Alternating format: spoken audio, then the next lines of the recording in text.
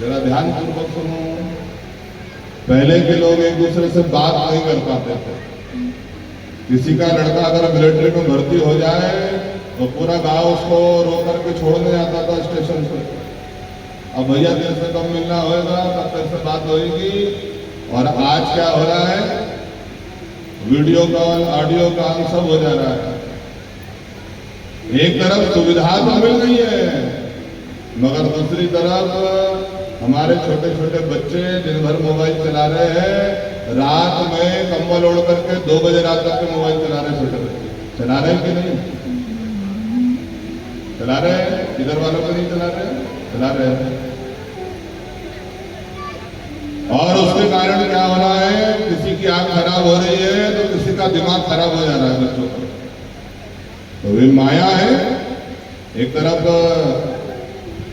विकास कर रही है, दूसरी तरफ विनाश कर रही है कोई माया।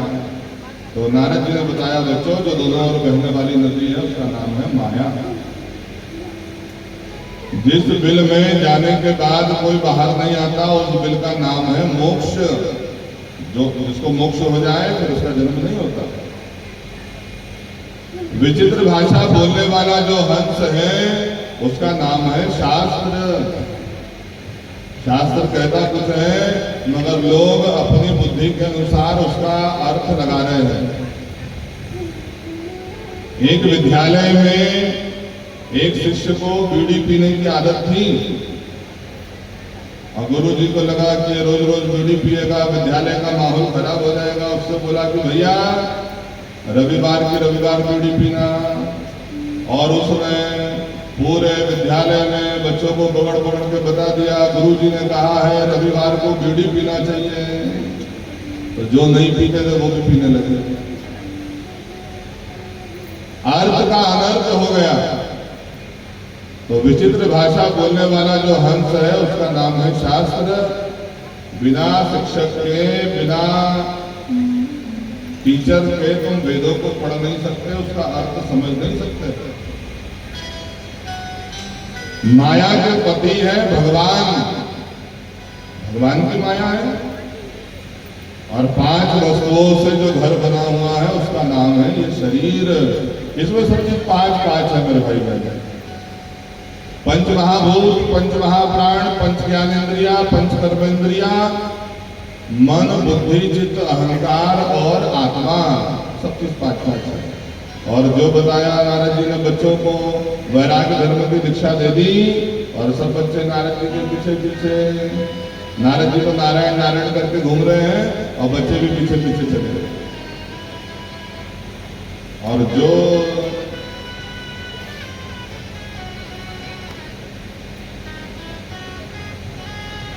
दक्ष प्रजापति को पता चला, उसको बड़ा क्रोध आया।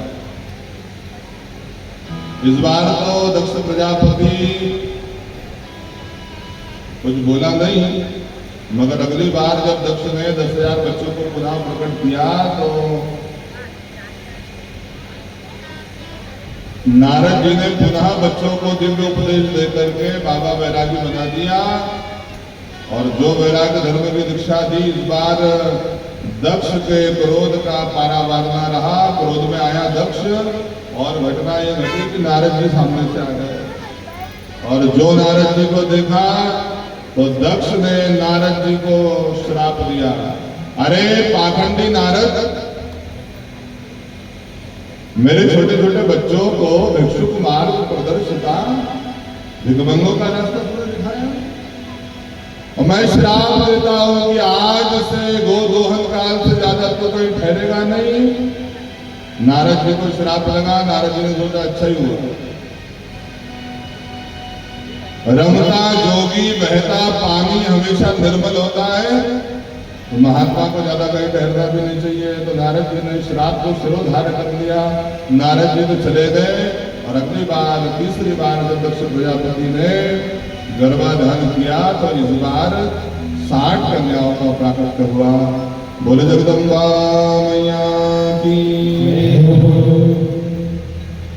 जरा विचार तो करिए मेरे भाई बहन, जब घर में एक कन्या पूजा के दिन माहौल लगा करके पायल पहन करके घूमती है, कितना आनंद आता है। और दक्ष प्रजापति के घर में जब 60 कन्याओं प्रकट हुई, 60 कन्याओं का कन्या पूजन होता है, पैर में महावर लगाया जाता है, पायल पहन करके जब घूमती है कन्याएं तो ऐसा लगता है कि साक्षात भगवती प्रकट होती है। 60 कन्याएं प्रकट हुई है दक्ष के घर में। और जब वो कन्याएं बड़ी हुई तो 10 कन्याओं का विवाह धर्म से करवाया, 13 कन्याओं का विवाह कश्यप ऋषि से करवाया, 27 का विवाह चंद्रमा से करवाया, 2 कन्याओं का विवाह अंगिरा से, 2 का कुशाक्ष से, एक स्वाहा नाम की कन्या है जिसका विवाह अग्निदेव से करवाया। अग्नि की पत्नी का नाम क्या है? स्वाहा। इसलिए जब यज्ञ करते हो, अग्नि जलाते हो तो पंडित जी बार बार बोले भैया जरा मुंह खोल करके आहुति डालो और बोलो स्वाहा। तो अग्निदेव की पत्नी का नाम है स्वाहा। एक कन्या है जिनका नाम है स्वधा, उनका विवाह पितरों से करवाया। पितरों की जो पत्नी है उनका नाम है स्वधा। इसलिए जब पितरों को पानी देते हैं तो स्वधा नमः, तस्मै स्वधा नमः, तस्मै स्वधा नमः, तस्मै स्वधा नमः। पितरों की जो पत्नी है उनका नाम है स्वधा, और जो छोटी कन्या है उनका नाम है सती मैया। और सती मैया का विवाह हो गया भोले बाबा के साथ में। बोलो मापति महादेव की। और जो विवाह हुआ तो सब देवताओं ने मिलकर के स्तुति करी। देव देव जग महादेव करुणा सागर प्रभु, त्वं पिता जगतां तात, सती माता तिलश्च। और सब देवताओं ने मिलकर के भोले बाबा से कहा बाबा आप तो विश्वनाथ है ही, विश्व के नाथ है, और सती माता तिलश्च, और अब हमारी माँ भी आ गई जिनका नाम है सती मैया। और भोले बाबा का सती मैया का बड़ा दिव्य गृहस्थ है। मगर कथा क्या है कि सती मैया ने अपने पिता के घर जाकर के यज्ञ में अपने शरीर को छोड़ दिया। और कई लोग इस कथा को उल्टा उल्टा ले रहे हैं। मेरे भाई बहन, सती मैया को भला भला कहने को लोग तैयार है। सती मैया ने राम जी की परीक्षा ली। जरा ध्यान पूर्वक सुनिए और समझिए। कोई माँ जब अपने बच्चे को चलना सिखाती है तो उसका हाथ पकड़ करके उल्टी उल्टी चल करके उसको सीधा चलना सिखाती है। जब माँ अपने छोटे से बच्चे को चलना सिखाती है तो उसके दोनों हाथ पकड़ लेती है, खुद उल्टी उल्टी चलती है, बच्चा सीधा सीधा चलना सीख जाता है। और सती मैया ने विचार किया कि जब मैं जगत की माँ बन गई हूँ तो इन बच्चों को जरा चलना तो सिखाओ। तो सती मैया उल्टा चल करके हमको सीधा चलना सिखा रही है। और कथा सुनिए। सती मैया को भोले बाबा कथा सुनाते हैं। भोले बाबा तो रात दिन राम कथा के बड़े प्रेमी हैं। तो भोले बाबा रात दिन सती मैया को राम कथा सुना रहे हैं। मगर जब सती मैया का मन कथा में नहीं लगा, कथा में मन क्यों नहीं लगता है मेरे भाई बहन? तुलसीदास जी बता रहे हैं, तुलसी पाछे पाप ते हरि चर्चा न सुहाए। जो पुराने जन्म के जो पाप है उससे कारण कथा में मन नहीं लगता है। और दूसरा कारण है, अगर वक्ता अपने मोहल्ले पड़ोस का हो तो लोग क्या सोचते हैं, यही तो बैठने वाले महाराज है पंचमुखी हनुमान मंदिर में। तो इसीलिए भी कभी कभी किसी किसी का मन हो सकता है कि इधर उधर जाता हो। और जब भोले बाबा ने देखा कि सती मैया का मन कथा में नहीं है तो एक काम करो, कोई नया पंडित जी लाओ ताकि कथा सुन ले। तो भोले बाबा आज पार्वती मैया को अगस्त ऋषि के आश्रम ले जा रहे हैं राम कथा सुनाने के लिए। और भोले बाबा को राम कथा बड़ी प्रिय है, इसलिए आइए पहले मिलकर के राम कथा को प्रणाम करें, उसके बाद में राम कथा में प्रवेश करें। बोले सियावर रामचंद्र की जय हो। जय जय राम कथा, जय श्री राम कथा, जय जय राम कथा, जय श्री राम कथा, जय जय राम कथा, जय श्री राम कथा, जय जय राम कथा, जय श्री राम कथा। जिसे श्रवण कर मिट जाती है, जिसे श्रवण कर मिट जाती है, कथा श्रवण कर मिट जाती है, कथा श्रवण कर मिट जाती है। सौ जन्म जन्म की रखावट, जय राम कथा, जय श्री राम कथा, जय राम कथा, जय श्री राम कथा, जय जय राम कथा, जय श्री राम कथा, जय जय राम कथा, जय श्री राम कथा। बोले पार्वती महादेव की जय हो, रामचंद्र की जय हो।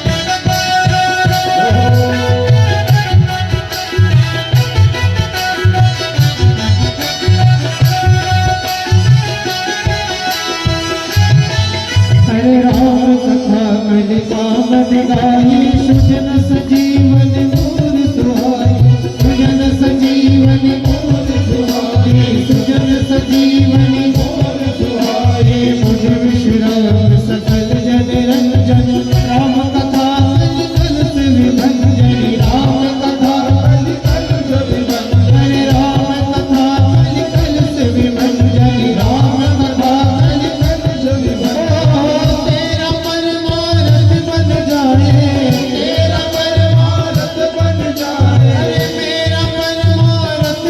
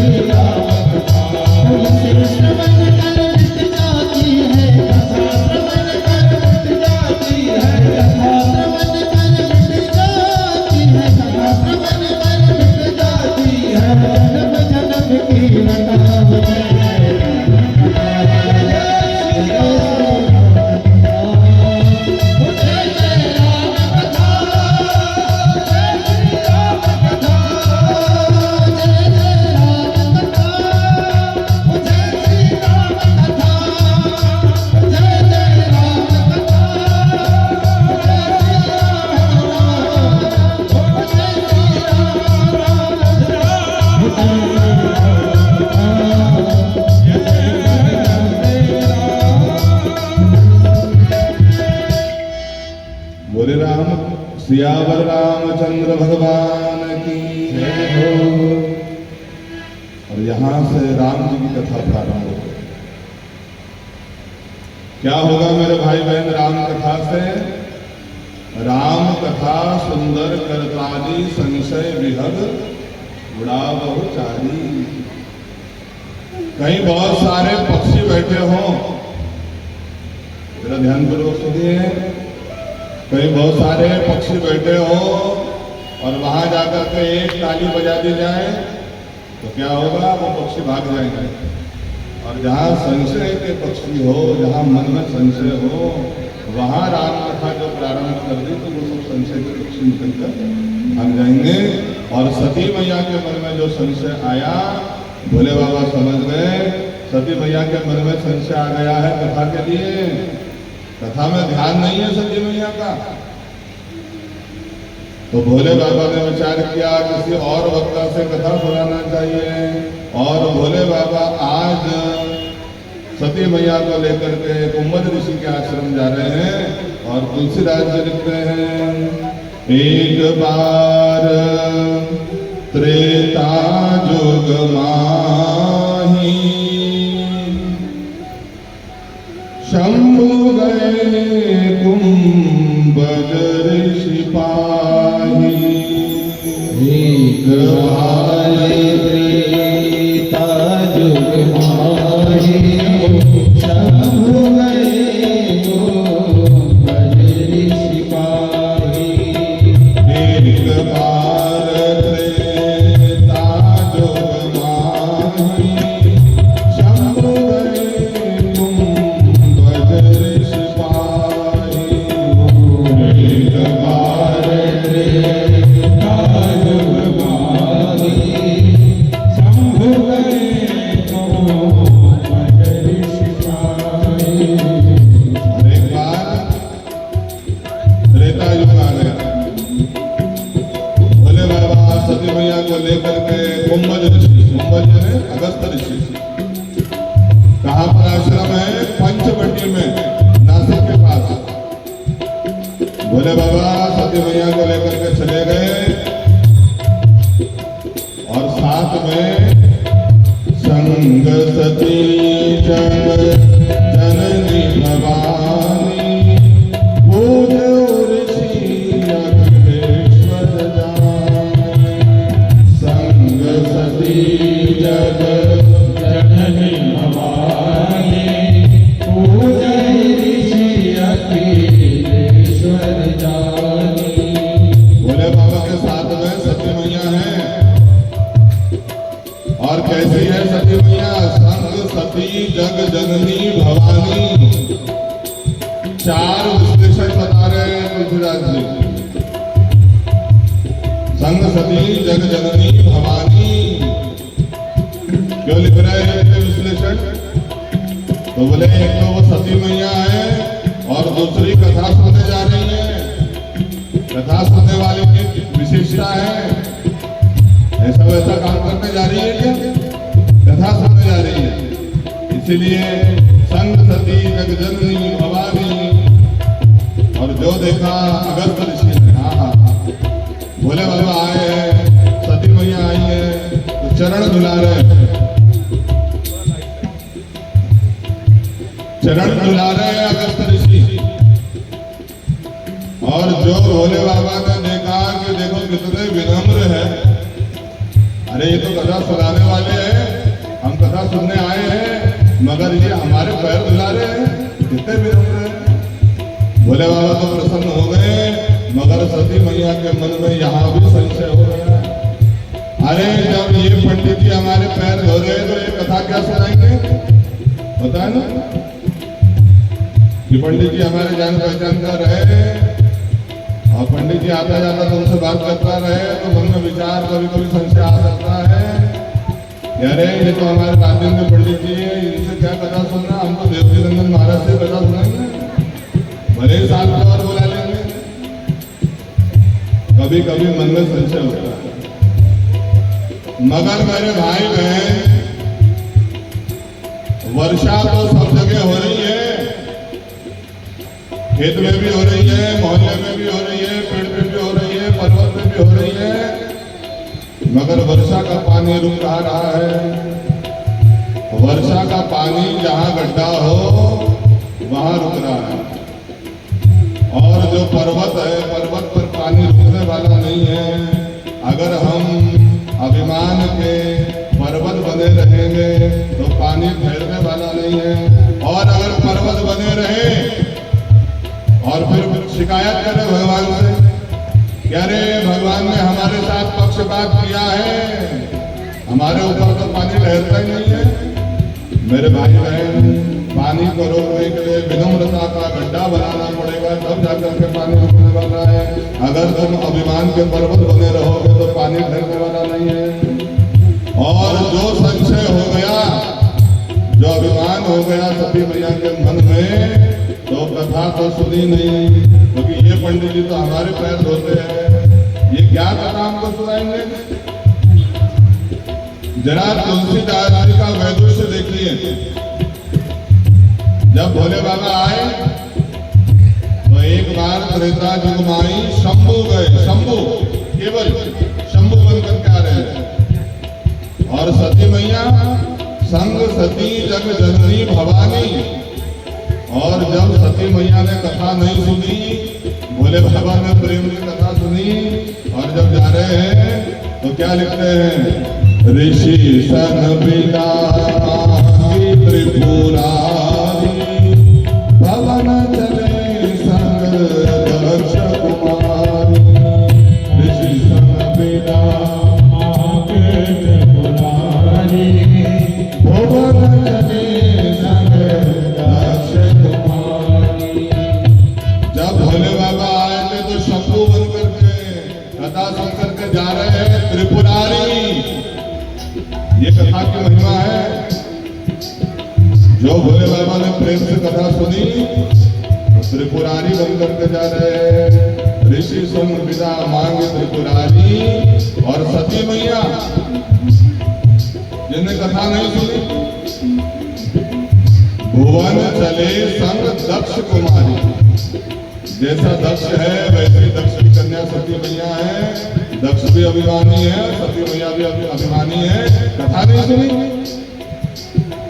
कई लोग कथा में आकर के अभिमान को भर करके बैठ रहे हैं, और जो देखा तो पूरे विश्लेषण खत्म। इसके पहले जो विश्लेषण था, सती मैया के नाम के आगे संग सती जन जननी भवानी, वो सब डिग्री हटा दी। अरे कथा नहीं सुनी, तो ये जैसा दक्ष है, भवन चले संग दक्ष कुमार। और सती मैया भोले बाबा जो जा रहे हैं कथा सुनकर के वापस, तो कथा का प्रसाद क्या है, भगवान का दर्शन। हमने आपको बताया था कि जो प्रेम से कथा सुनता है उसको भगवान का दर्शन होता है। और भोले बाबा ने रास्ते में विचार किया कि प्रेम से कथा तो सुन ली है भगवान, अब आपका दर्शन कब होगा, कैसे होगा। और पंचवटी से जा रहे थे कि उसी समय घटना घटी। रावण ने पंचवटी से जानकी मैया का हरण किया, और भोले बाबा ऊपर से जा रहे हैं, और नीचे से राम जी, हे खगमृग हे मधुकर श्रेणी, तुम देखी सीता मृग नैनी। राम जी विलाप कर रहे हैं, रो रहे हैं। और जो राम जी को रोते देखा तो भोले बाबा प्रसन्न हो गए। आप बोलेंगे महाराज क्या बोल रहे हो, राम जी रो रहे हैं और भोले बाबा हंस रहे हैं, अरे ये कोई बात हुई? तो बोले भोले बाबा इसलिए हंस रहे हैं क्योंकि राम जी के भोले बाबा के 3 संबंध हैं, स्वामी सखा, स्वामी सेवक सखा सिय प्रिय के। तो भोले बाबा राम जी स्वामी भी है एक दूसरे के, सेवक भी है, सखा भी है। और जब हमारे मुल्ताई में रामलीला होती है तो रामलीला में एक भैया भरत जी बन गया, और उसका जो मित्र है पर्दे के पीछे खड़ा है। और जो भरत जी ने अभिनय किया, बाहर के लोग तो रुमाल से आंसू पोंछ रहे हैं रो रहे हैं। और जो पर्दे के पीछे उनका मित्र खड़ा था वो बोला भैया मान गए, क्या तुमने अभिनय किया है। और मेरे भाई बहन जब राम जी लीला करते हैं तो ये पूरी धरती मंच बन जाती है। भोले बाबा उनके मित्र पर्दे के पीछे ऊपर खड़े हैं और सामने राम जी लीला कर रहे हैं। लीला यानी एक्टिंग। और क्या गजब की लीला है राम जी की। अरे मनुष्यों की क्या बात चले, जो जंगल में पेड़ पौधे हैं वो भी रो रहे हैं। ऐसी एक्टिंग भगवान ने करी। और राम जी रोते जा रहे हैं और भोले बाबा देख करके प्रसन्न हो रहे हैं। और भोले बाबा को तुलसी के दर्शन का लोभ हो रहा था।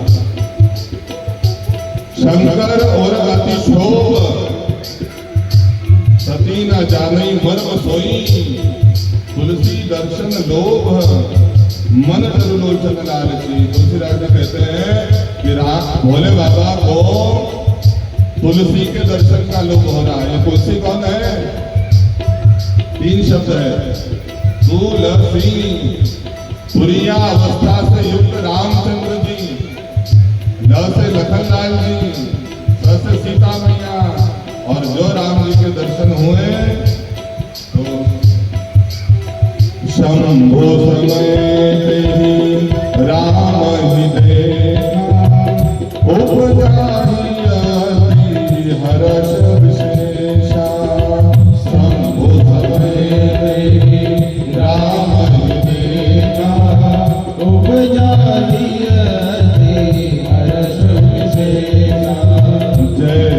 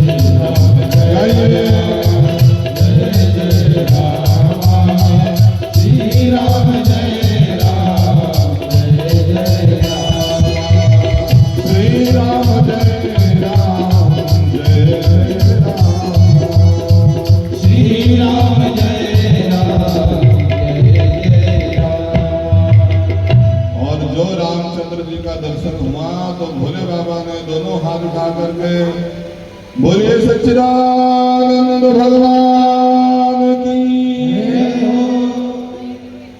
दोनों हाथ उठा करके भोले बाबा ने तो जयकार लगाई। और सती मैया को संशय हो गया कि कोई राजकुमार जंगल में रो रहे हैं और भोले बाबा उनको सच्चिदानंद कह रहे हैं। भोले बाबा ने समझाया, देवी सोई राम व्यापक ब्रह्म निकाय पति मायाधनी, अवतरे वो अपने भगत हित निज तंत्र निज रघुकुल मणि। अरे ये राम जी कोई साधारण नहीं है, व्यापक ब्रह्म है, सच्चिदानंद है भगवान का। कई बार से व्याख्या करते हैं भोले बाबा, मगर सती मैया नहीं मानी।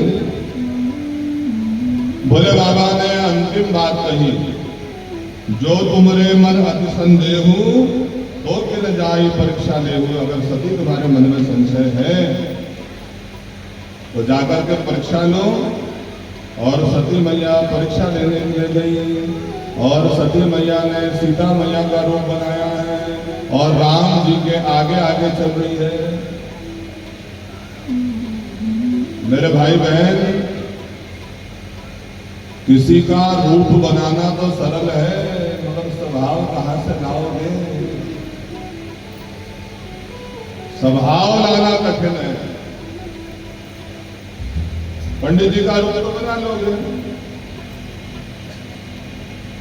टीका लगा लोगे, भगवा कपड़ा पहन लोगे, दाढ़ी बढ़ा लोगे, मगर स्वभाव कहां से लाओगे?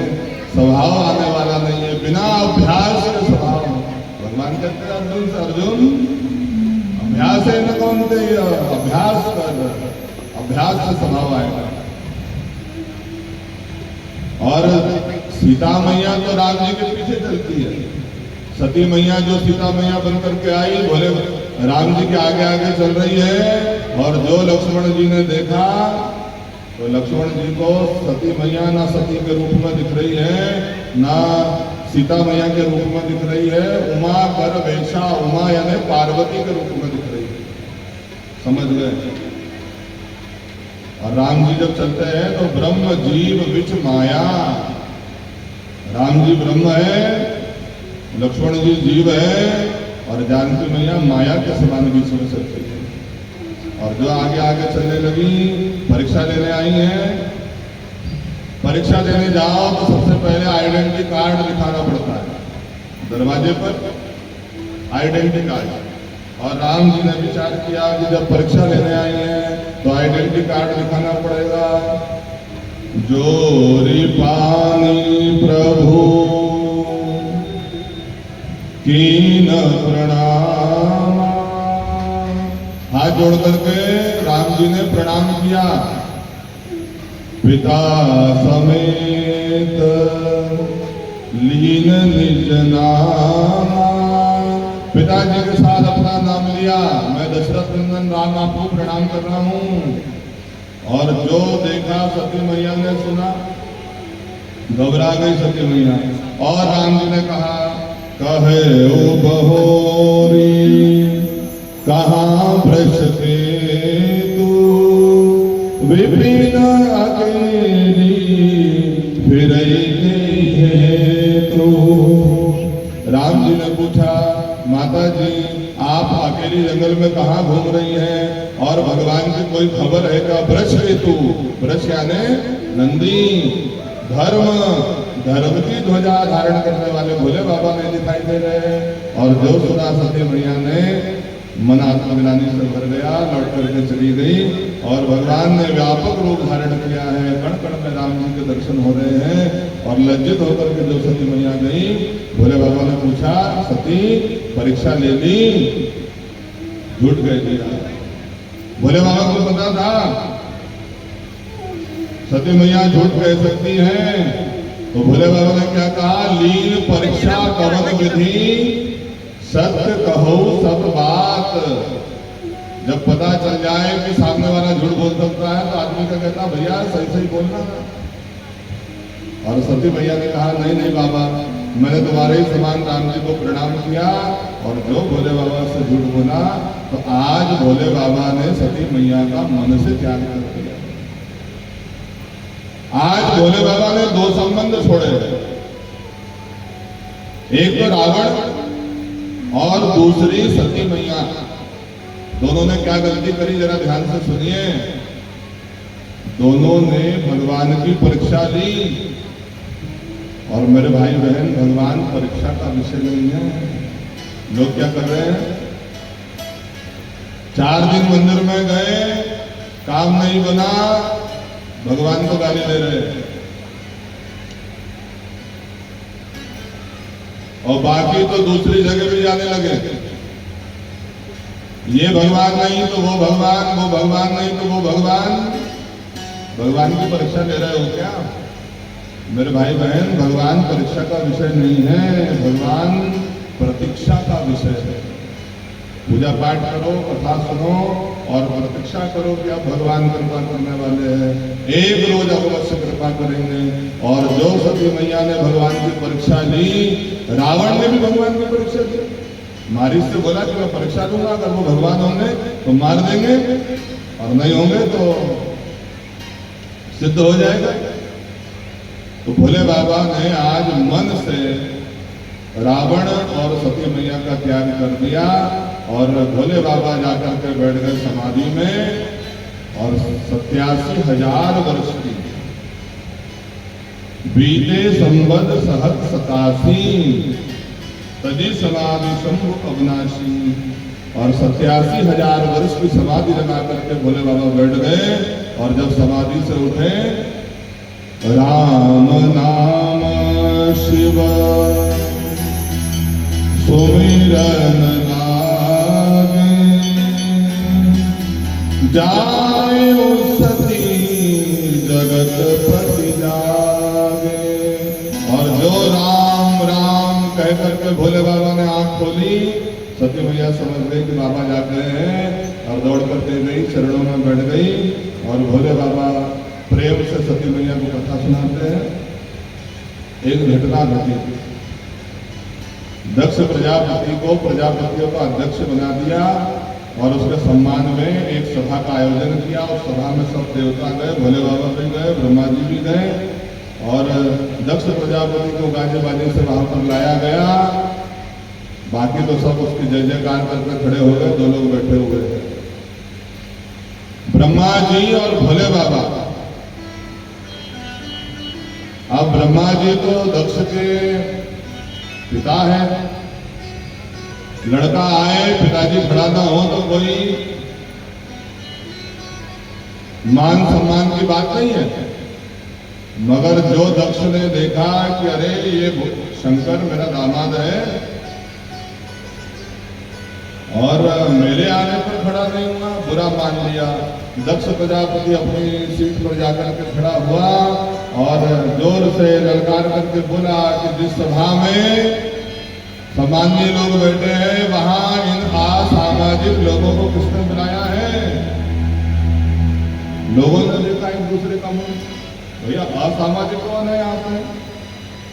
दक्ष बोलता है कि जहां पर पढ़े लिखे लोग बैठे हैं वहां पर इन गवार लोगों को किसने बुला लिया है? सब देवता एक दूसरे का मुंह देखे कौन गवार है भाई?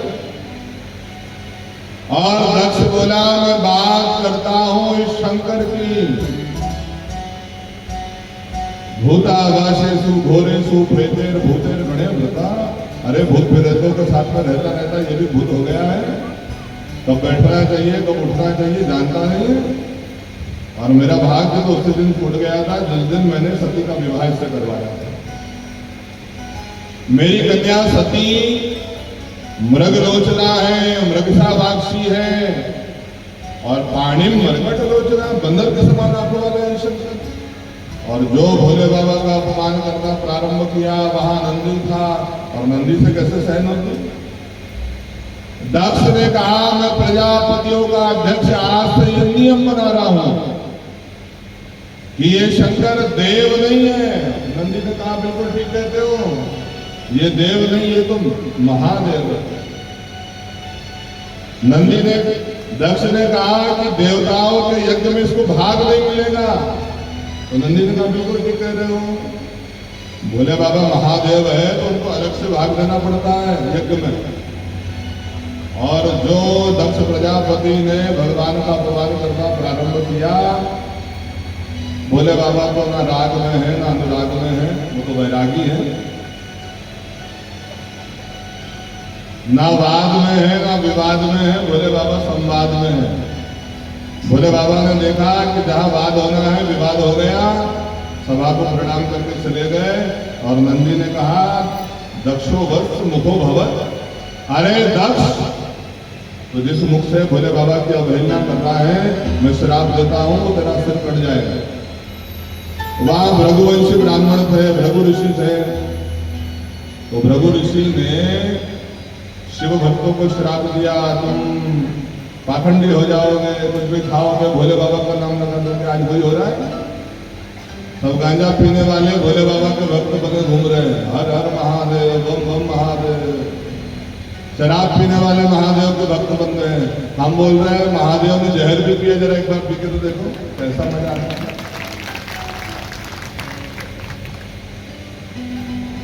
भोले बाबा तो चले गए मगर दक्ष ने अपना अपमान मान लिया। एक यज्ञ का आयोजन किया कनखल में, बृहस्पति आश्रम नाम का एक यज्ञ, सब देवताओं को बुलाया और महादेव का ऐसा अपमान किया कि जो निमंत्रण कार्ड था उसमें लिखवाया कि जो शिव संबंधी हो उससे कोई संबंध ना रखे वो यहां पर आए। और भोले बाबा तो सती मैया को कथा सुना रहे थे और सती मैया आग बंद करके सुनाते हैं, ऊपर से लेकर विमान जा रहे हैं। सती मैया ने किसी से पूछा कि कहाँ जा रहे हैं विमान? तो देवताओं ने बताया सती मैया आपको पता नहीं है अरे आपके पिताजी के घर में यज्ञ हो रहा है, और जो सुना सती ने पिता के घर यज्ञ हो रहा है और लड़की घर में बैठी, ऐसा हो सकता है? और सती मैया आकर के भोले बाबा के पैर दबाने लगी। भोले बाबा ने पूछा आप खोल करके सती क्या बात है? तो सती मैया बोले बाबा हम पतिव्रताओं का धर्म है पति की सेवा करना। तो भोले बाबा बोले कि आज कुछ ज्यादा ही धर्म निभा रही है आप। जब पति से पत्नियों को काम हो तो ज्यादा ही धर्म निभाती है। और दूसरी बात अपने मायके वालों को उसका रिश्तेदार पहले बनाती है। और सती मैया ने कहा बाबा आपकी ससुराल में आपके ससुर जी ने एक यज्ञ किया, भाषा शैली देखिए। और नहीं तो माता ने बड़ी अकड़ के कहती है तुमने देखी नहीं होगी ऐसी भागवत मेरे माँ के घर हो रही है। मगर आज भोले बाबा को अपनापन लगे तो सती मैया क्या बोली बाबा आपके ससुराल में आपके ससुर जी ने एक यज्ञ किया है। और भोले बाबा ने पूछा कोई चिट्ठी पत्री आई है? तो बोले नहीं नहीं बाबा मेरे पिताजी ने भेजी जरूर होगी मगर कभी कभी डाक गड़बड़ा जाती है, राखी के बाद राखी आती है तो हो सकता भेजी जरूर होगी। और भोले बाबा को आज वो बात बताना पड़ा जो इतने दिन से छुपा करके बैठे थे। सती तेरा पिता अभिमानी है। अरे मैंने उसको मन से प्रणाम किया था, जरा खड़ा नहीं हुआ, लाखों गालियां मुझको सभा के बीच में दी और मैं था तो सहन कर गया। तेरा स्वभाव मैं जानता हूं तो सहन नहीं कर पाएगी, वहां जाना मत, भला नहीं होने वाला है। और भोले बाबा ने सती मैया को समझाया सती आवत ही हर्षे नहीं नैनन नहीं सने, तुलसी कहा न जाइए चाहे कंचन बरसे। जहां जाने से अपमान होने की आशंका है वहां नहीं जाना चाहिए, चाहे सोने की वर्षा होती है। सती मैया समझा रही है भोले बाबा को बाबा इतनी सी बात से कोई संबंध छूट जाएंगे क्या? भोले बाबा ने बताया सती कोई बाण मार दे कोई तलवार मार दे उसका घाव होता है, दवाइयों से वो घाव भर जाता है। ऐसे ऐसे दवा आने लगी है उसका निशान नहीं दिखता। मगर कोई अपना व्यक्ति वाणी का घाव मार दे, जब जब याद करो मृत्यु के समान पीड़ा होती है कि नहीं? और सती मैया को भोले बाबा समझा रहे हैं और सती मैया को मानने वाली है। भोले बाबा समझ गए और सती मैया तो मन तो पहुंच गया है, शरीर यही है। सती मैया नंदी भृंगी से कहा कि जाओ आदर के साथ में सती मैया को छोड़ करके आओ। और अब प्रसन्न होकर के सती मैया चली है। तुलसीदास में लिख रहे हैं पिता भवन जब गई भवानी, दशरास का होना सनमानी। पिता भवन जब गई भवानी, दशरास का होना सनमानी। सादर भलाई निधि माता, भगिनी मिली बहुत मुस्काता। सादर भलाई निधि माता, भगिनी मिली बहुत मुस्काता। और जो सती मैया गई तो जो बहनें थी वो मिली, मगर कैसे मिल रही है बहनें? बहुत मुस्कुराता। जरा ध्यान दीजिए, मुस्कुराना अच्छी बात है, इसलिए तो मोदी जी ने लिखवा दिया मुस्कुराइए आप लखनऊ में हैं, इसलिए बड़े शहरों में लिखा है जरा मुस्कुराइए आप कथा में हैं। कोई लोग ऐसा मुंह बना करके बैठते हैं। एक गांव में हम गए तो वहां लोग हंसते ही नहीं थे। तो हमने लोगों से पूछा कि भैया गांव में कोई परेशानी चल रही है क्या, कथा में लोग मुंह बना करके क्यों बैठते हैं? तो वो गांव के सरपंच ने बताया कि महाराज इनका मुंह ही ऐसा है, इसलिए हम एक शर्त रखते हैं कथा जहाँ करते हैं कि भैया भले दक्षिणा मत दो मगर कथा सुनने बैठो तो जरा मुस्कुरा करके बैठो। तो जो सती मैया की बहनें हैं वो बहुत ज्यादा मुस्कुरा रही है, बहुत ज्यादा मुस्कुरा रहे। कैसे? अच्छा आप भी आ गए? कोई आया तो उसको हाथ जोड़ के बोलो कि आइए आइए आपका स्वागत है, और जरा ज्यादा ही हंस के मुंह खोल के हंस दिया और खींची दांत दिखा दिया और फिर बोलो अच्छा आप भी आए हैं।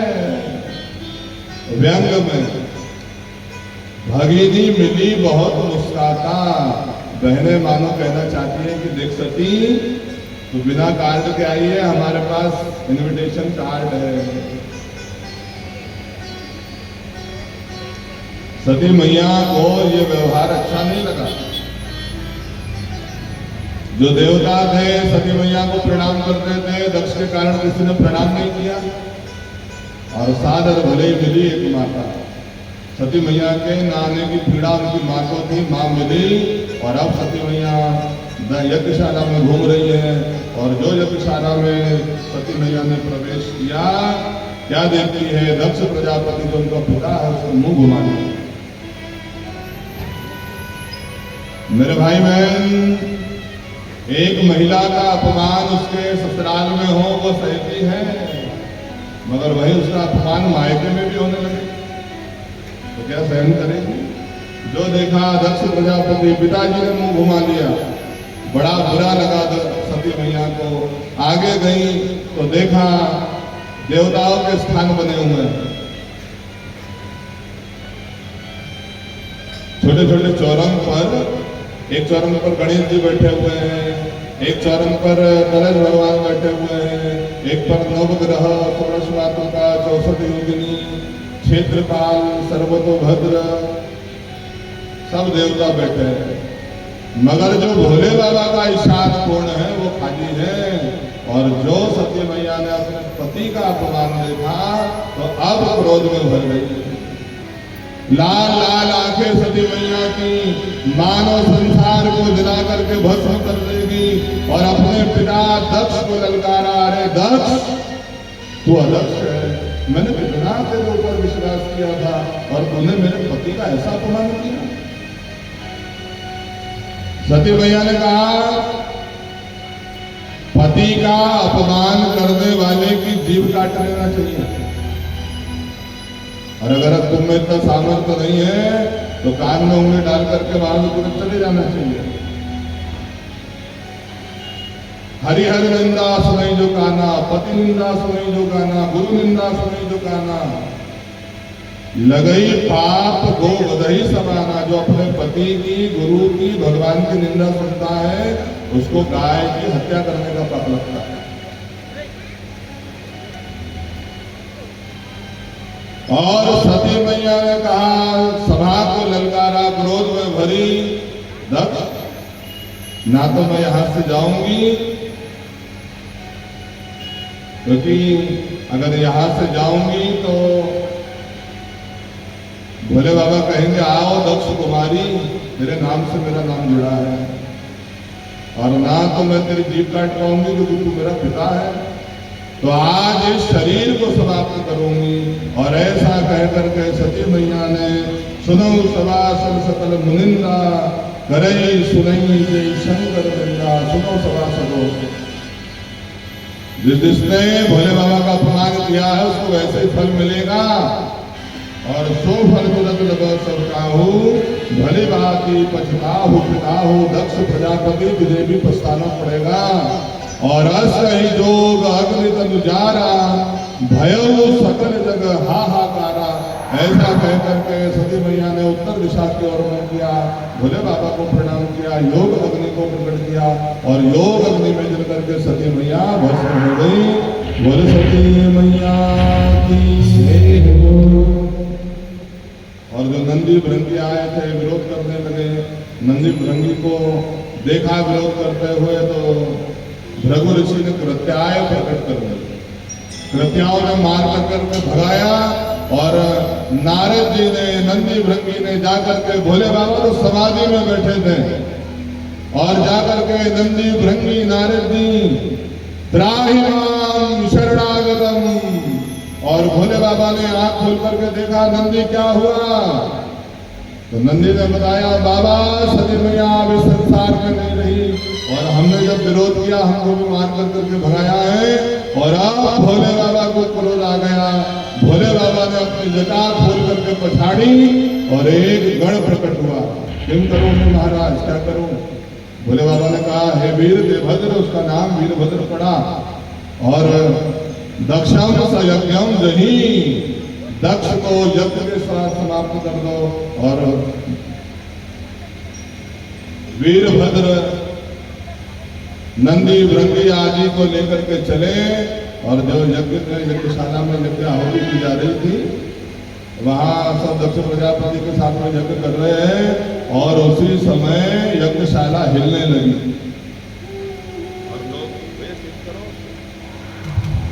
यज्ञशाला हिलने लगी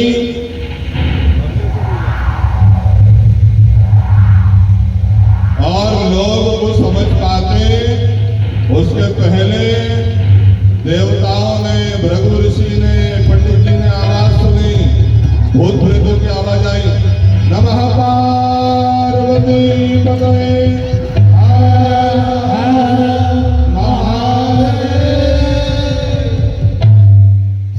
और जो देखा देवताओं ने कि अब भूत प्रेत आ गए,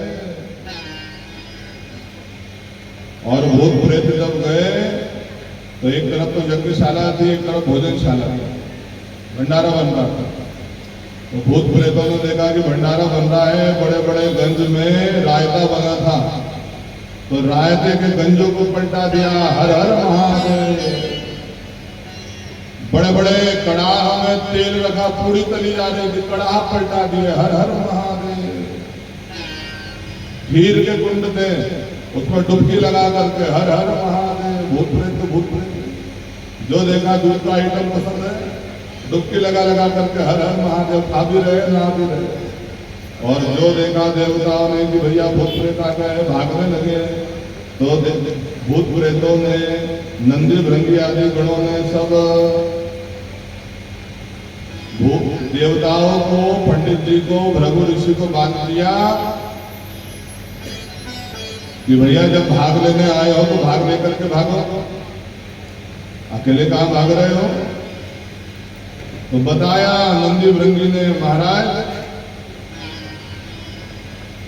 ये जो पूषा देवता है, जब हम पिट रहे थे तो आंखें घुमा घुमा करके हंस रहे थे, और वीरभद्र को आया क्रोध, पूषा देवता के आंखें फोड़ दी, किसी के हाथ तोड़ दिए, किसी के पैर तोड़ दिए। बताया ये जो पंडित जी लोग हैं जो यज्ञ करवा रहे थे, हमको देख करके बत्ती से दिखा करके खी हंस रहे थे, एक एक मुष्टिका का प्रहार करके पंडित जी के दांत तोड़ दिए। बोले जो बुढ़ा दादा है सफेद दाढ़ी वाला, हमको देख करके हंसता था, दाढ़ी में हाथ घुमा घुमा करके कैसे रही।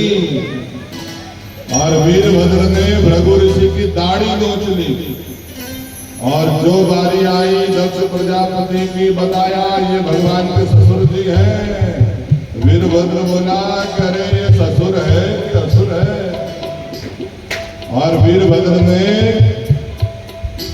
दक्ष प्रजापति का सिर काट दिया और मानो यज्ञ की पूर्ण आहुति कर दी। ओम रुद्राय स्वाहा, और यज्ञ भ्रष्ट हो गए। और सब देवता ब्रह्मा जी के पास गए। ब्रह्मा जी ने कहा भैया हमको भी निमंत्रण था, मगर हम नहीं गए, तुम काहे को गए? तो देवता बोले बाबा अब भाई तो भाई, आगे राम दुहाई, अब नहीं जाएंगे। ब्रह्मा जी ने कहा कोई काला चोर निमंत्रण दे देगा, रात के 12 बजे बैंक लूटने चलना है, तो क्या चले जाओगे? तो बोले नहीं नहीं बाबा। सब भोले बाबा के पास गए और भगवान ने कहा बाबा जरा इनका कल्याण करो। तो भोले बाबा कल्याण कर रहे, जरा सुनिए।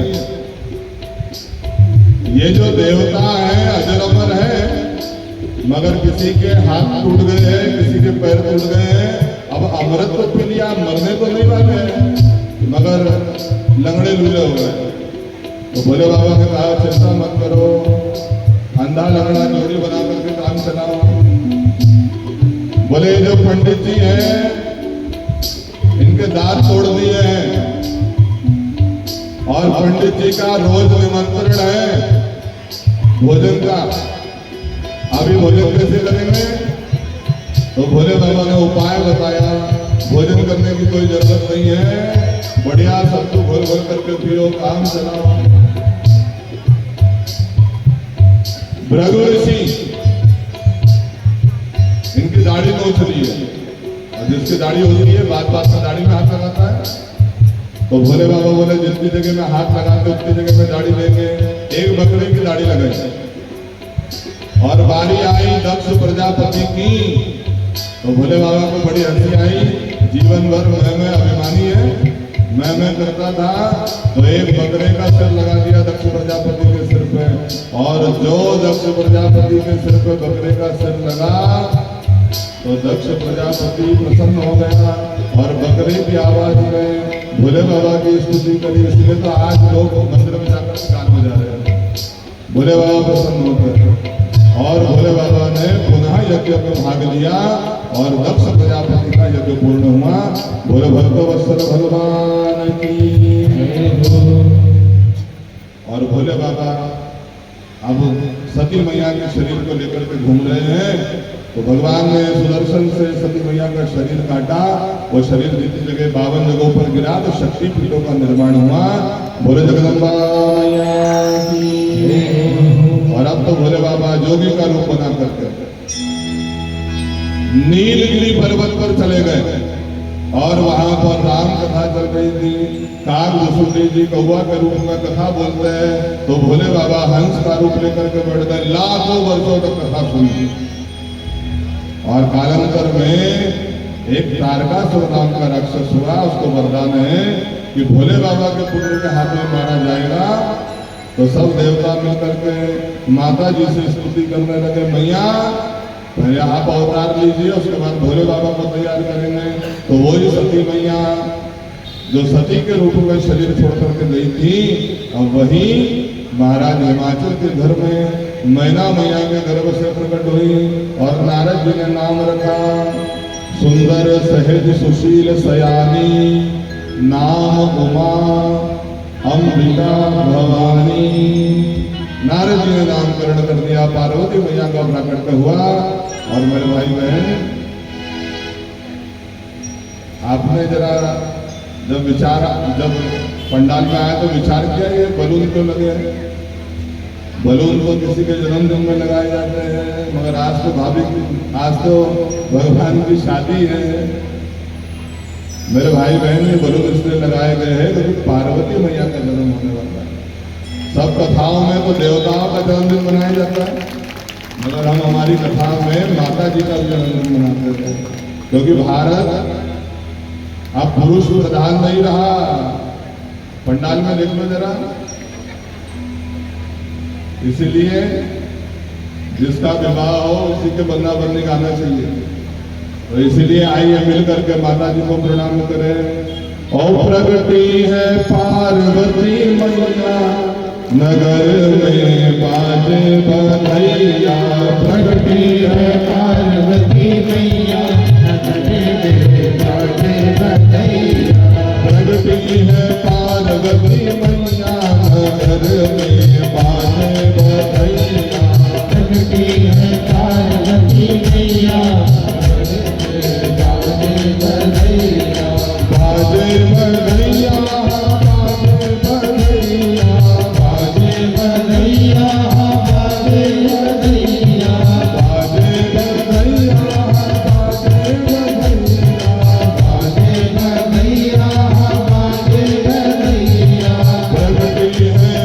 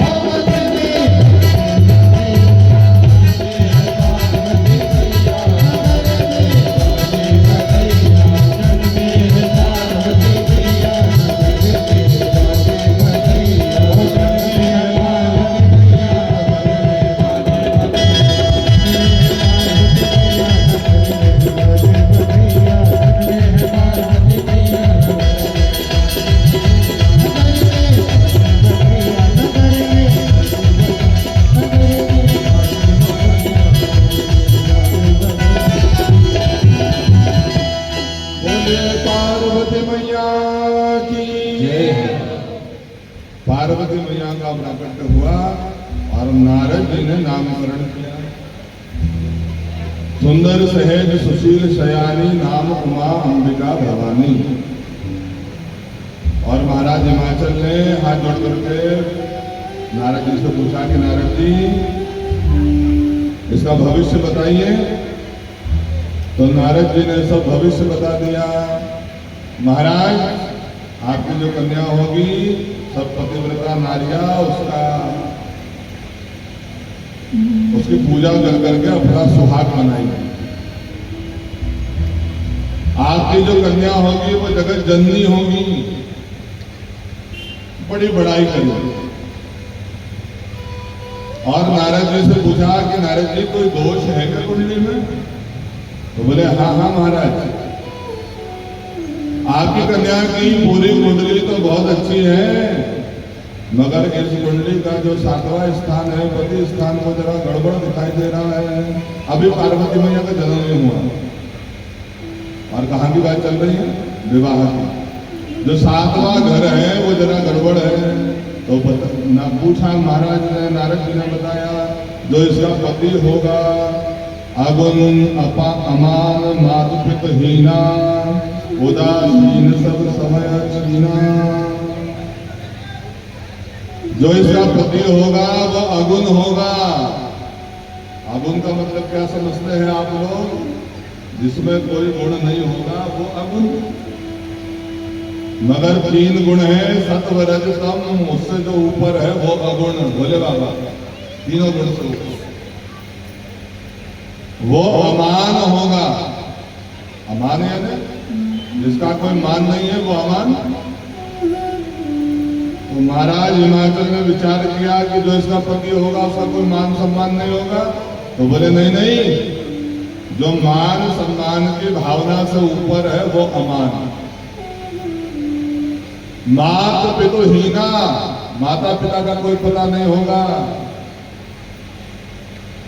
माता पिता हीना, जिसके माता पिता नहीं है वो माता पितु हीना। और भोले बाबा तो अनादि है, उनको कोई माता पिता का पता नहीं है, इसलिए मात पितु हीना। और बताया नारद जी ने, जोगी जटिल अकाम मनो नगन अमंगल वेश।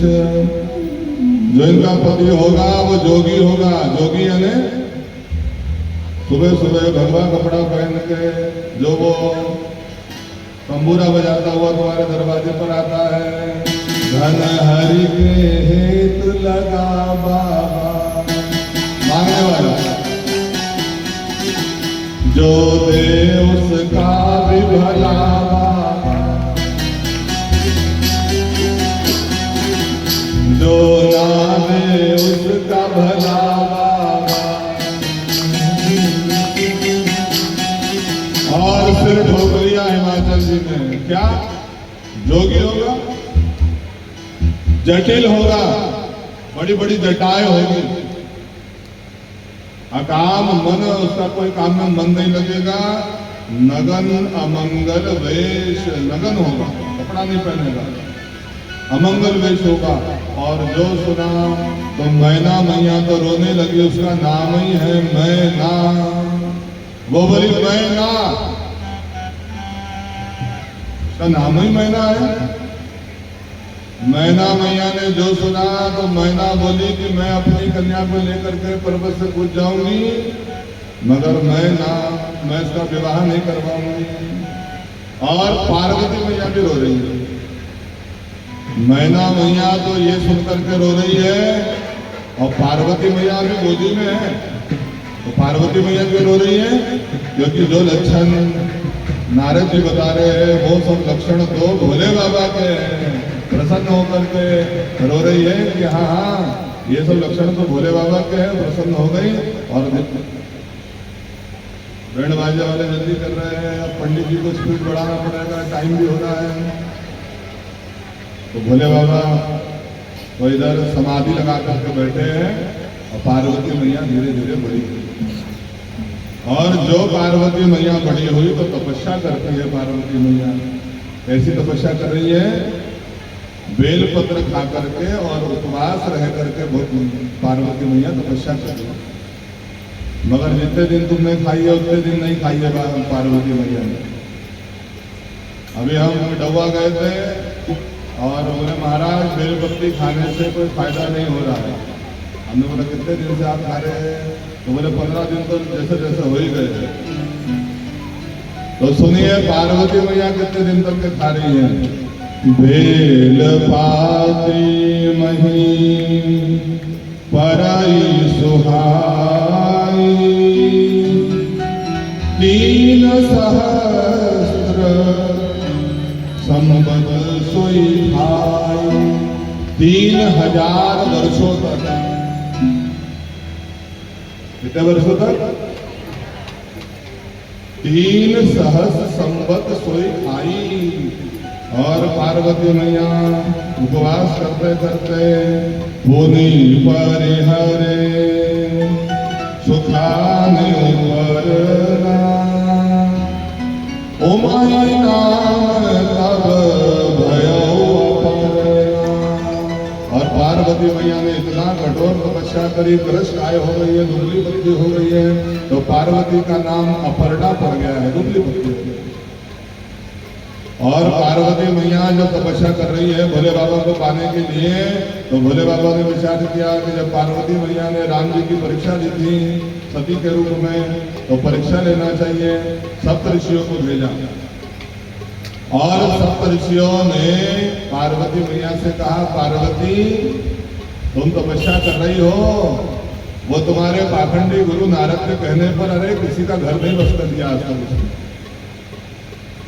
अच्छा हम समझ गए, तुम पत्थर की लड़की हो और तुम्हारी बुद्धि भी पत्थर के समान हो गई है।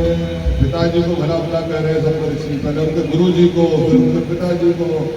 और पार्वती मैया ने कहा कि मैं पत्थर की लड़की हूँ, पत्थर कभी हिलता नहीं है, मैंने जो प्रतिज्ञा कर दी है मैं हिलने नहीं वाली हूँ। सप्तऋषियों ने कहा देवी, हम तुम्हारे लिए एक सुंदर वर लेकर के आए हैं। श्रीपतिपुर वैकुंठ निवासी, और सुंदर स्वभाव है उनका, शांताकारम, सुंदर स्वरूप है उनका, कमल नयनम, और वैकुंठ निवासी है, उनसे तुम विवाह कर लो। पार्वती मैया ने कहा महादेव अवगुण भवन विष्णु सकल गुण धाम। महादेव अवगुणों के भवन है और विष्णु भगवान गुणों के धाम है, मगर फिर भी मैं भोले बाबा से विवाह करने वाली हूँ। प्रसन्न हो गए सप्तऋषि, जाकर के भोले बाबा को बता दिया। और अब तो सप्तऋषियों ने, नारद जी ने लड़का बता दिया हिमाचल महाराज को। लड़का बड़ा अच्छा है। पंडित जी गए, ठाकुर भैया गया और जाकर के देख करके आए, भोले बाबा शमशान में बैठे हैं और दोनों को एक एक मुट्ठी राख दे दी, भस्म। और जो घर को आए तो वो भस्म सोना बन गई। और पंडित जी ने, ठाकुर ने बड़ी बड़ाई करी, महाराज लड़का बड़ा अच्छा है, बस जरा ड्रेसिंग सेंस अच्छा नहीं है लड़के का, कपड़ा अच्छा नहीं पहनता। और संबंध पक्का हो गया। पार्वती मैया तैयार हो रही है और सब नदियों को, सब पर्वतों को हिमाचल महाराज ने पत्रिका दी है और सब सखियां आकर के पार्वती मैया का श्रृंगार कर रही है। तो आइए पहले भैया पार्वती मैया को भिजवाएंगे तो सब सखियां मिलकर के हल्दी मेहंदी का कार्यक्रम होगा, उसका बाद में विवाह होगा। तो आइए मिलकर के पार्वती मैया को भजन के माध्यम से हल्दी मेहंदी लगाए। बोल पार्वती मैया की जय हो। आओ मेरी सखियों मुझे मेहंदी लगा दो,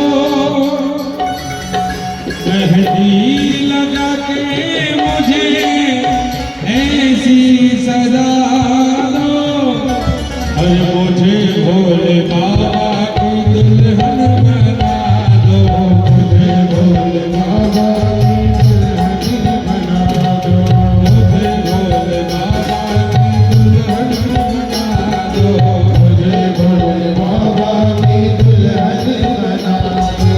आओ मेरी सखियों मुझे मेहंदी लगा दो, आओ मेरी सखियों मुझे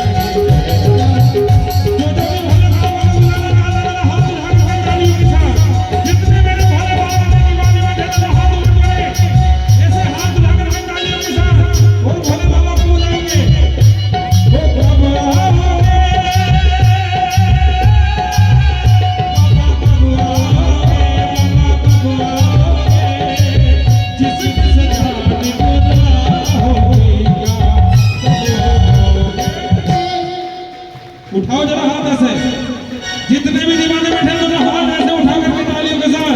अरे देर ना हो आए कहीं तेरे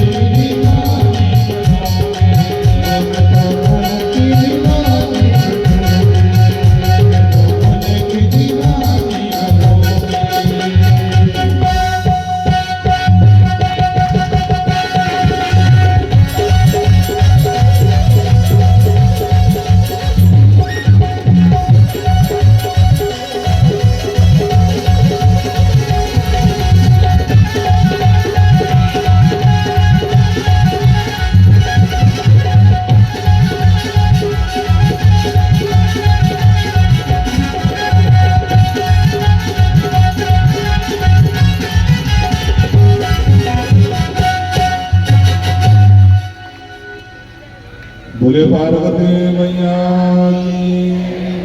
माता जी के लिए एक बार जोरदार तालियां बजाइए पार्वती मैया के लिए। अब तो थोड़ी देर के सब लोग बैठ जाए, आप लोग जो बीच में खड़े वो भी बाजू में बैठ जाए, कथा सुनिए। बारात आने वाली है। तो पार्वती मैया तो तपस्या करके विवाह करने के लिए तैयार है और दूल्हे के घर में क्या चल रहा है? दूल्हे सरकार शमशान में बैठे हुए हैं। आज विवाह है, दूल्हे सरकार शमशान में बैठे हैं और नंदी भृंगी आगे घूम रहे हैं। तो भोले बाबा ने पूछा, नंदी क्या बात है? नंदी इसको पढ़ा। तो नंदी भृंगी ने बताया, बाबा आज आपका विवाह है। अरे जो दूल्हा होता है वो तैयार होता है। आजकल का दूल्हा तो ब्यूटी पार्लर जाता है, नई ब्यूटी पार्लर तो कम से कम पाउडर तो लगाओ, तैयार तो हो जाओ, कपड़ा तो पहन लो, कपड़ा भी नहीं पहने हो। भोले बाबा ने कहा, देखो अभी देवता आएंगे, देवता तैयार करेंगे। तो जिनके घर विवाह है वो शमशान में बैठे हैं और जो बाराती है उनके घर में करई अप्सरा गान महिला संगीत हो रहा है वहाँ बारातियों के घर में। और नंदी भृंगी ने कहा, बाबा अगर आपकी इच्छा तो हम आपको तैयार कर दें। भोले बाबा ने कहा, ठीक है। वैसे भी अपनी पसंद नापसंद साथ रहने वाला ज्यादा जानता है। तो भोले बाबा ने नंदी बाबा से नंदी भृंगी से कहा कि हाँ तुम्हें मेरा श्रृंगार करो। और नंदी भृंगी ने भोले बाबा का श्रृंगार किया। और तुलसीदास जी लिखते हैं, शिव ही शंभु गण करई शिकारा, जटा मुकुट रही मोर सवारा। शिव ही शंभु गण करई शिकारा, जटा मुकुट रही मोर सवारा। कुंडल कंकण पहले प्याला, तन विभूति पटके हरिछाला। कुंडल कंकण पहले प्याला, तन विभूति पटके हरिछाला। ससी ललाट सुंदर सिर गंगा, नयन तीन उपवीत भुजंगा।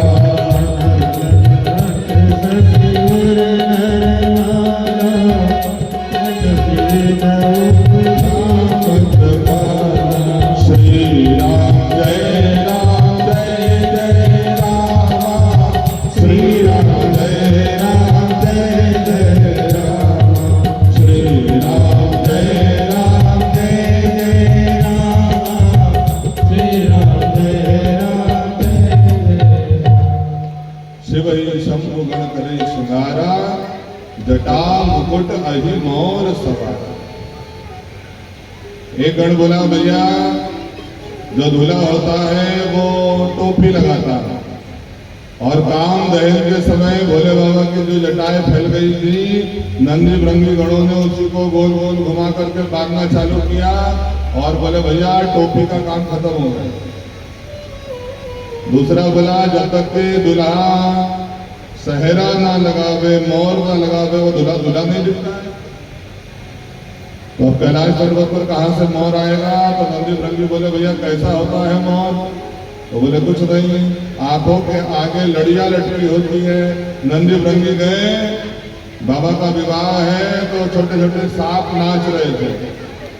नंदी भृंगी ने कहा, भैया एक काम करो, जो पतले पतले हैं वो 20 सांप अलग हो जाओ और उन 20 को लेकर के उनका मुंह ऊपर बांध दिया और पूंछ सामने लटक रही है। बाबा को सर्पों का सहरा बांध दिया। एक गण बोला, भैया सहरा बांधने से काम नहीं चलेगा, ये दूल्हा कुछ पहना भी तो नहीं है। नंदी ने कहा, बाबा अरे अपने नगर में रहते हैं तो चल जाता है, दूसरे नगर में जाएंगे तो हंसी हो जाएगी। तो जो बागंबर पे भगवान बैठे थे उसी को लपेटा। अब बागंबर जरा बड़ा होता है, बागंबर गिर गया तो एक लंबे सांप को बुलाया जरा, और बागंबर से लेकर के कस के बांधा और उससे कहा कि देखो भैया बारात में लोग नाचेंगे, तुमको हिलना नहीं है। अगर तुम हिलोगे तो ये गिर जाएगा। बोला भैया नहीं, हम नहीं लेंगे। और सांप का कंगन बना, सांप का कुंडल बना, हाथ में सांप लपेट दिए, कान में सांप लपेट दिए, बिच्छू लटका दिए, नाग का यज्ञोपवीत बना और भोले बाबा तैयार हुए तो एक गण बोला भैया जरा गला सूना लग रहा है दूल्हे का। बोले अभी व्यवस्था करते हैं।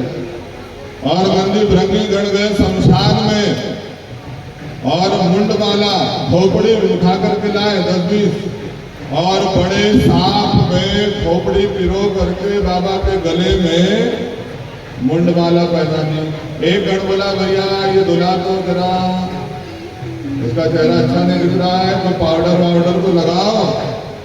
तो अभी अभी एक चिता ठंडी हुई थी और गरम गरम उसकी भस्म ला करके एक बड़े पोटले में और बाबा के ऊपर से नीचे तक भस्म लगा दी।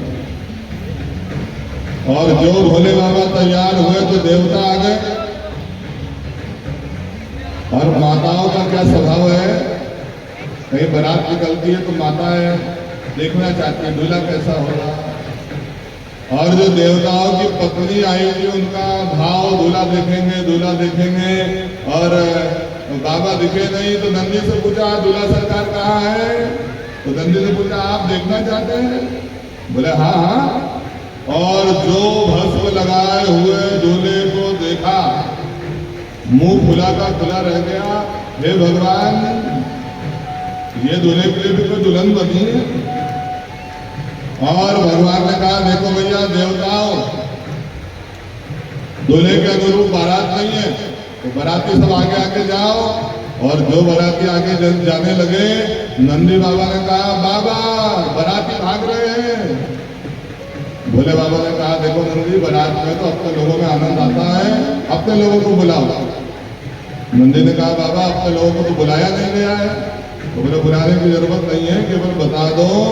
और नंदी ने कैलाश पर्वत पर जो श्रृंगी बजाई और श्रृंगी की आवाज सुनकर के 10 दिशाओं से आवाज आने लगी, नमः पार्वती पतये हर हर महादेव। 10 दिशाओं से आवाज आने लगी, हर हर महादेव, हर हर महादेव, हर हर महादेव। कौन बोलने लगा?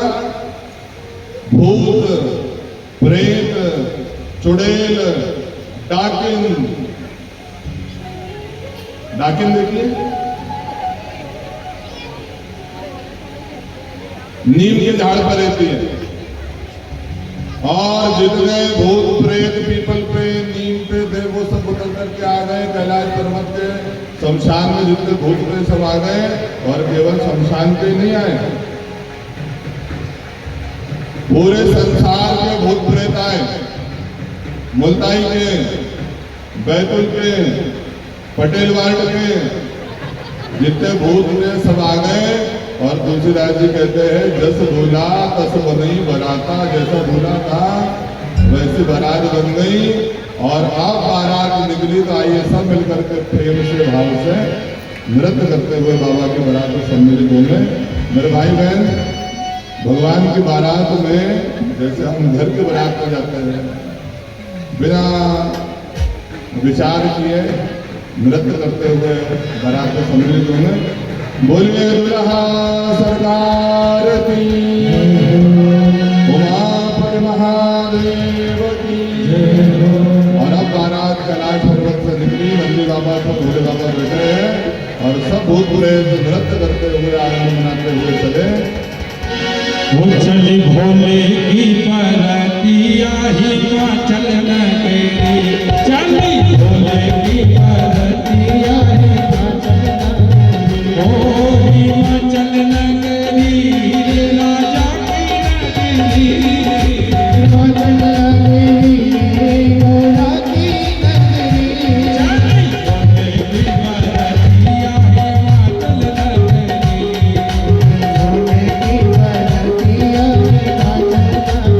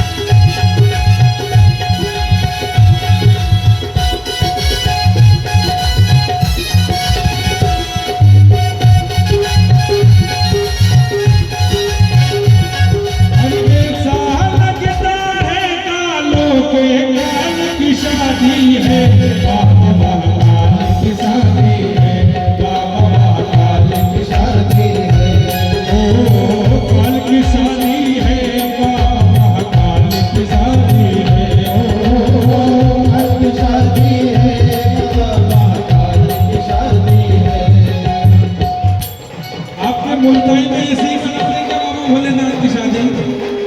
देखो हमारे सीहोर में तो सब धूमधाम से मनाते हैं हम लोग, आपके साथ मुल्ताई में ऐसे मनाते होंगे।